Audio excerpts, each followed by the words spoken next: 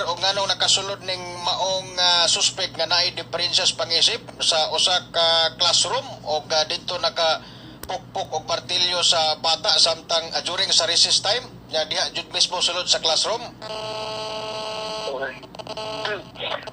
Kabahin nga na sila, labi na sa security sa itong eskwelahan. Well, in fact, we encourage part sa MOA galing sa eskwelahan, pwede man maka-hire og local lang mga nga kuan, no, security. Labi na within the area or nang uban po nga eskwelahan, ang ato pong mga tanod, no, so sa barangay.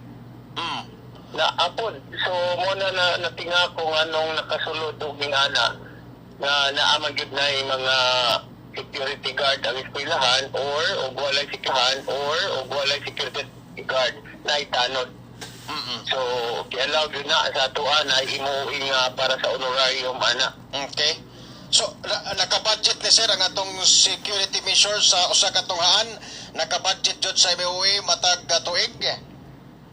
Part sa MOA they are allowed, no, pero ang kasag naapod uban tungod sa kakulang po sa MOA kay si MOA operations, no, across nan nga mga pwede magastuhan.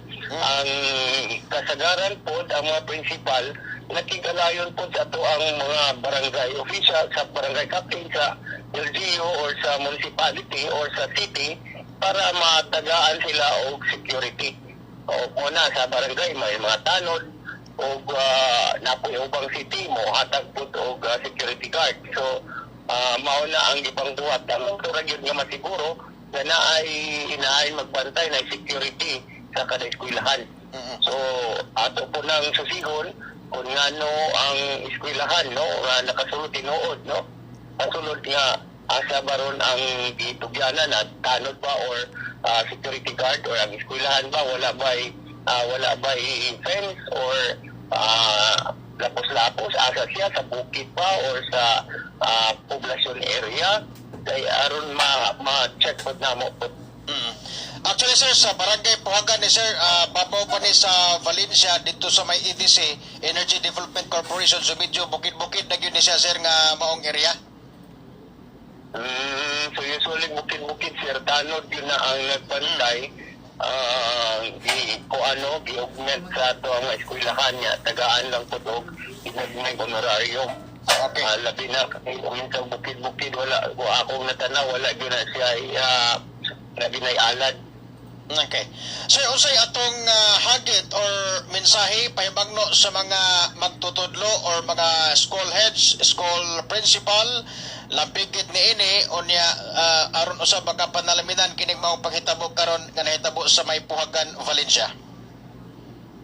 Ako lang panawagan labi na sa mga atong mga principals o school heads and atong teachers nga kanuna yung magbantay, no, do kay bao ko mga teachers o atong school nagbantay na sila pero siguro sa mabisi, no, so pananglitan na ay mga labi na mga activities or na panahon na bata outside sa classroom, so naunta yun, no, mga kunong bantay or pwede na to mahangyo ang ato ang PTA kay naaman na sila yung association na may parent teachers association nga pwede po mo mutabang, no, o mutabang sa atong mga eskwelahan sa pagbantay labi na mag-schedule ba sila, no, to augment po sa mga sa ato ang tanod or sa ato ang security guard. Okay. Kay labi na sir, ug wala na alad o niya kasi usara ka tanod niya dito agi sa luyo niya walay alad so dito agi sa luyo nga diya sa tubangan ang tanod so na mga ning ana ba so might be matanaw po, no, aron masiguro nga secure ang atong mga kadataan. Okay. Salamat kay sir. Onya, anyway, ang suspect karon na sa turnover na sa Dumaguete Talay Rehabilitation Center. Posible na po ilakang ang atong tunghaan ini pag himo bagaha og dugang aksyon aron sa ingon malikayan na ning mga panghitabo nga ingon niini. Onya baso na lang ato sa mga PTA o ato nga mga barangay officials tapangan ang ato mga tunghaan kay lisod kayo og mahitabo pa ni subli pa ning mahitabo sa mga tunghaan simba ko lang. Yeah, yes, Sir Anthony. So, muna, ito lang siguro yung paigting mo na nga ito ang pagpakabana, no?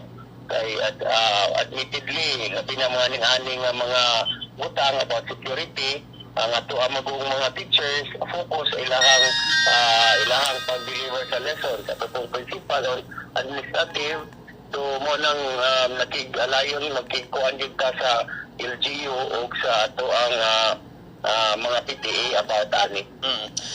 Sir, salamat kayo. Gamay na lang